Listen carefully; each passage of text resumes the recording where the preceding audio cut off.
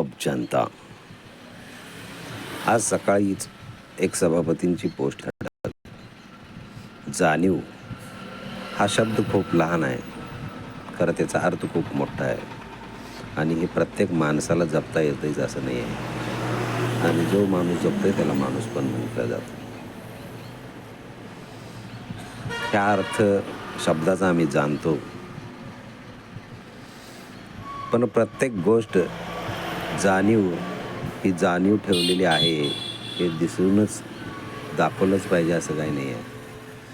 आणि राजकारण आणि हे राजकीय आणि हे लोकशाहीचं मतदान ह्या भिन्न गोष्टी आहेत. जाणीव आणि हे लोकशाहीने दिलेला अधिकार मतदानाचा ह्या दोन्ही भिन्न गोष्टी आहेत. याच्यावरून मी काल म्हणलं होतं की आता सध्या ही निवडणूक आहे ही ऐतिहासिक होणार.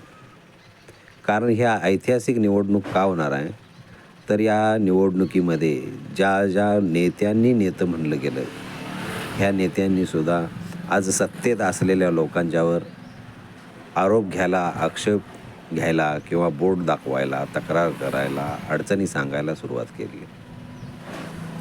पण ह्याच अडचणी मी गेली 13 वर्ष सांगतोय एकटा खंबीरपणे उभा राहून. त्यावेळेला हीच लोक एक चकार शब्दसुद्धा काढले. मी सांगत होतो की विरोधकांनी सुद्धा तुम्हाला जे मतदान केलेलं आहे त्यांच्यासुद्धा मतदानाची जाणीव तुम्ही ठेवा आणि त्या विरोधकांची सुद्धा भूमिका उचलून धरा. तेव्हा ती भूमिका कोणी उचलून धरली. आज सावंत सरांनी सुद्धा विकासाबाबत विकास कशाला म्हणतात याच्यासाठी एक पोस्ट लिहिली.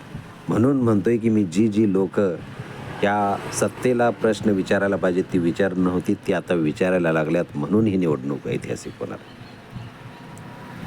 तर ह्याच्या अगोदर दुसरी एक जाणीव मला ह्या मायबाप जनतेला आणि सावळीच्या मातीला करून द्यायची आहे की ह्या मातीत एक क्षमता आहे पंचायत समिती आणि जिल्हा परिषदचे नेते तयार करण्याची. आणि पुन्हा एकदा सावळीतनं पंचायत समितीचा सदस्य घालवण्याची ताकद जी आहे ती पुन्हा एकदा दाखवण्याची सिद्धता आलेली आहे.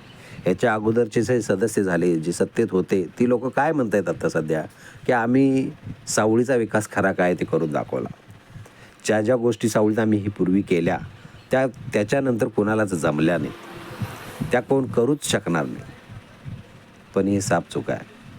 तुम्ही केलेला विकास होता हे आम्ही मान्य करू, पण त्याच्यानंतर कोण विकास करू शकणार नाही हे आम्ही मान्य करू शकणार नाही.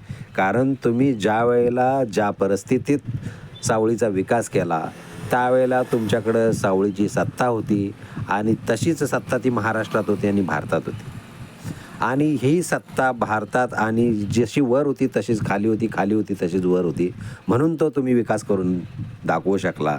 हे सावळीच्या मायबाप जनतेनं विसरून चालणार.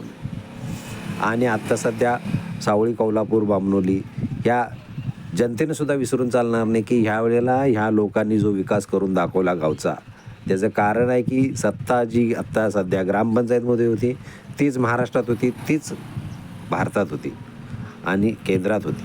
त्यामुळे त्यांनी हा विकास करू शकले. तर आत्तासुद्धा अशी परिस्थिती आहे की सत्ता सावळी ग्रामपंचायतमध्ये आहे आणि महाराष्ट्रात आहे आणि केंद्रात आहे.